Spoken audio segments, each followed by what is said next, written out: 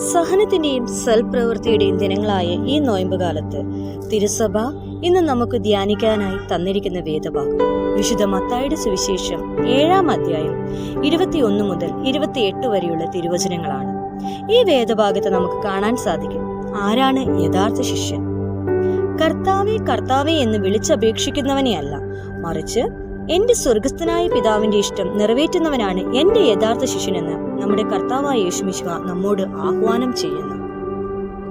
ആയതിനാൽ നമുക്ക് ഓരോരുത്തർക്കും നമ്മുടെ സ്വർഗസ്ഥനായ പിതാവിന്റെ ഇഷ്ടം നിറവേറ്റാൻ പരിശ്രമിക്കാം. നമ്മുടെ വിശ്വാസം വെറും പൂഴിയിൽ ഭവനം നിർമ്മിച്ച് വിവേകശൂന്യനെ പോലെ ആകാതിരിക്കട്ടെ.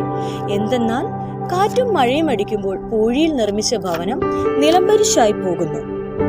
ഉറപ്പുള്ള പാറമേൽ അടിസ്ഥാനമിട്ട് ഭവനം പണിത് വിവേകവതിയെപ്പോലെ നമ്മുടെ വിശ്വാസമാകാൻ നമുക്ക് ഏവർക്കും പരിശ്രമിക്കുകയും പ്രയത്നിക്കുകയും ചെയ്യാം. എന്തെന്നാൽ ഈ വിശ്വാസം എപ്പോഴും ഉറപ്പുള്ളതും ദൃഢതയുള്ളതുമായിരിക്കും.